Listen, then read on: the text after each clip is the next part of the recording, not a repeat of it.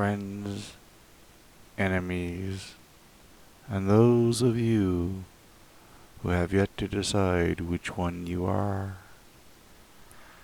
I greet you. Hello. The sun has gone down, and the stars have gone up. It is now night in my studio, and it is time for me to finish my story. Edward and his discarded Galatea was something that I forgot. Sure, he had planned to have his discarded Galatea, this creature he found in England that seemed to be composed of Frankenstein-ish parts of corpses. He had planned to have her kill me instead of him, but as he said in the beginning, it was not going to work. I, in my part, forgave him and forgot about him. Time moved on. Then, time stopped. The pandemic of 2020 seemed to affect everyone in their own way. 2023, this year, things began to move again. And as I was waiting for a train, I happened to run into a strange-looking woman. She was quite pale, had a very deep scar across her face, dark circles around her eyes, and her eyes itself were yellow, very murky and creepy looking. The type of feeling that emanated from her was not of ease, and I tried to get away from her, and she seemed to follow me, even though I was at the train station. I thought maybe I should take a different train. She had yet to say anything, but something felt off about this person. Until she asked me if I knew where Edward was.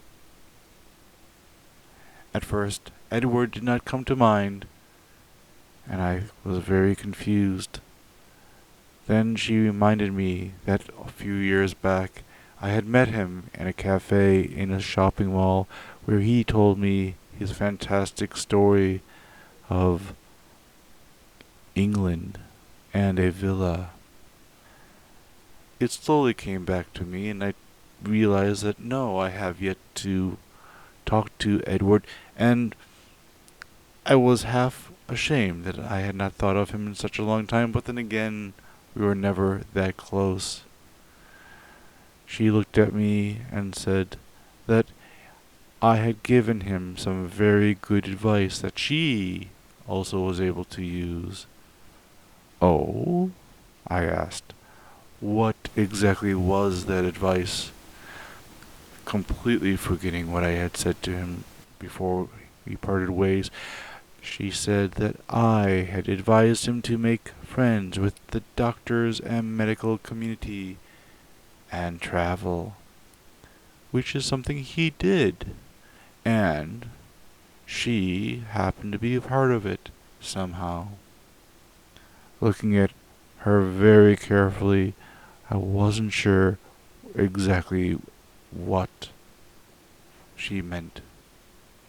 She said that due to his association to the medical field and her being around him, she was able to understand modern techniques in medicine and was able to improve her life and her mental state. But during the pandemic, she seemed to have lost contact with him. I did not know what to say. Was she the Galatea that he had mentioned? She did not look that disfigured. Although she was creepy, she did not look like she was in badly need of new skin. She had a weird smile, and I saw a train approach very quickly that I thought that I could use to escape. seeing this train, I said, well, if I do see Edward, I'll let him know. And then with that, I jumped on the train, and there ends this story. I hope you've enjoyed the episodes, the chapters, and everything associated with this story. Now, as I end, I'd like to do a little house upkeep. As a YouTuber, I do not like asking people to like, subscribe, share, whatever they do these days, bells, beepers, whatever. But someone told me that there is an algorithm at stake, and it will help viewers see my material. Well, please do what you feel that is necessary. I also have a Patreon account which I'll set up so you can see art for this story which I did create. Until the next time, your eyes meet my content. Regardless of animation, story, or anything else. Good night. Sweet dreams.